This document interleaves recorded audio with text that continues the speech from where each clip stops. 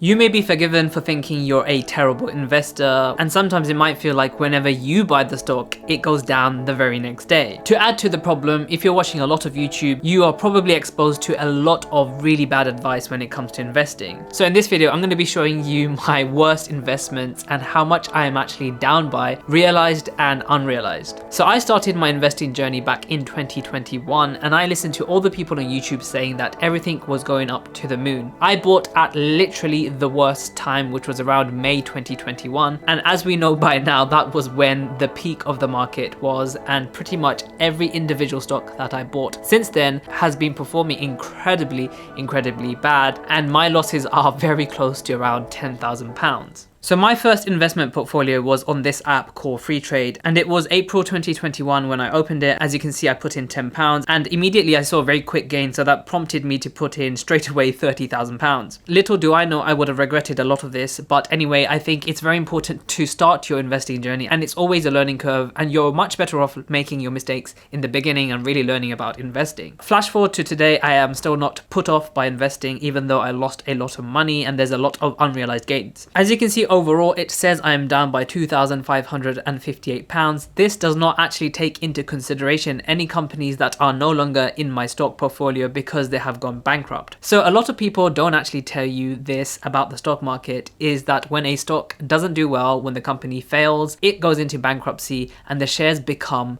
worthless and they become delisted from the stock market. So this means it will no longer come up on my portfolio, and Freetrade will no longer calculate that as a loss on the overall graph. That is something to pay attention to, because a lot of things do not seem like what they are in the beginning. Just because a portfolio is up doesn't mean that the investor has been outperforming the market. A lot of deception can occur within these portfolios, so please bear that in mind. So the first company to go bankrupt in my portfolio was a company called Avaya Holdings, and I bought £900 worth of these shares. That was my strategy back then, is to put in £900 into a bunch of random companies, and if it made profit I would sell. And in fact, I did make a few £1,000s straight away by doing that, so do take that into consideration for my overall loss that I'm going to show out in the end. So down here I'm going to keep a running total of my complete losses, and in the end I'm actually going to have a look at the number and react to what I think I could have done better with that money and how I plan in the future to make sure I don't make these kind of losses. So as I was saying, my first company to go bankrupt was Avaya Holding, and I bought £900 in my general investment account, and of course it went bankrupt, it became delisted. Freetrade no longer actually holds the shares. I have no idea what happens to the shares, because once it's delisted, technically he can still have the shares but they're worthless. So anyway, that was a £900 loss. So the second thing that people don't tell you about stock market investing is that companies can be acquired and become private. So this happened to my second company called One Life. Again, I bought £900 worth of this, and then Amazon later in 2023 actually acquired One Life and made it private. This means that whatever the share price was at that specific point, you are bought out essentially, and the shares are no longer publicly traded. This means the shares that I had sold for around £550, giving me another £350 loss right off the bat. So as you can see already, even without going into my portfolio, I have a realized loss of £1,250. So the difference between a realized loss and an unrealized loss is a realized loss is when you sell at a loss, or when you are forced to sell at a loss, and that is a loss that you can never recover from, because there's no option for the stock to become worthful or have any value later on down its life, because it is either delisted from the stock market, no longer traded, or the company has completely gone bankrupt. So actually my portfolio is doing incredibly bad, and most of the things are in the red, but I'm only going to go for the companies that I think have the most significant loss in order not to bore you too much. So the first company that was down a lot for me was Xinhuan Real Estate. Now this wasn't a big investment, but it was the first time that I saw that companies can literally go down 90%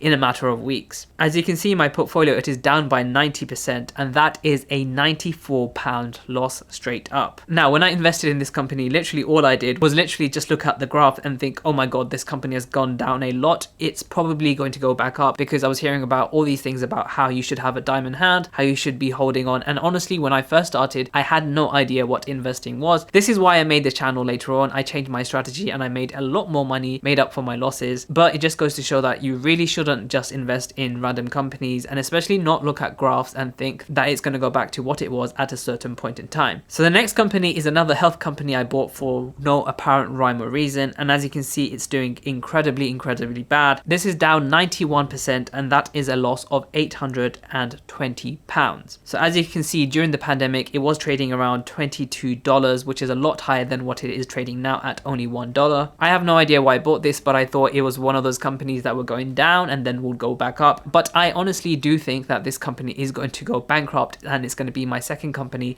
that went full on bankrupt. So the next company I invested in was Aston Martin, and I've always liked Aston Martin. I like their cars and their products, and I thought this was a good company to actually hold on for the future, because Aston Martin has been around for ages, and I thought Aston Martin would be around for ages in terms of its stock value too. However, I couldn't have been further from the truth. So you can see that it is down 87.9% in my portfolio, and that is a loss of £736. The only saving grace about this company is that they did issue a one-off dividend here on the 12th of October for £46. So I guess that could actually detract from some of my losses, but I'm still going to count this as a £736 loss. So here's another company I invested in called AGM Holdings, and I put around £900 into this on the 5th of November 2021, and as you can see, it is down by 83%, giving me a loss of £744. So the next company is called Cognite Software, and again, doing terribly, down by nearly 81%, and that is a loss of £720. So next is Fastly, which is a cloud computing company, and that is down by 70%, giving me a loss of £628. Now I've become actually numb to these numbers, but when I first saw these really hurt. I was thinking about what I could be doing if I hadn't wasted that money into my investments, and what I could be doing with those thousands and thousands of pounds. I know going forward that I'm going to be only putting my money into good quality ETFs, as I believe in their diversity, and over the long term these stock indexes do go up, and it's just better building your wealth with consistent investing over trying to stock pick and dealing with those massive risks. So next is Alba Mineral, and again, I have no idea why I invested into them, but I thought that they had potential to grow so much. As you can see, currently they're worth 0.0008. You've heard that right. And I thought that if it ever went to £1, I would become a millionaire. Again, very stupid thinking. I had no idea what I was doing. As you can see, they are down by 69%, and that is a loss of £649. So this company, Metro Bank, is actually very shocking because I didn't expect them to actually perform this bad. They've tanked very recently in response to news that they were struggling financially, and I made a video on that. They are down in my portfolio by 62%, so that's a £498 loss. Very recently, they've received funding from a Colombian billionaire, and it seems like they might be afloat for the next few years. However, the trading price is yet unknown, and I don't think a lot of people will be investing in Metro Bank anytime soon, as they are very cautious, and there are still a lot of risks that come about when investing in companies like this. So next I have Corsair, and again, big shocker to me because I did not think that Corsair was going to be doing this badly. They are down in my portfolio by 51%,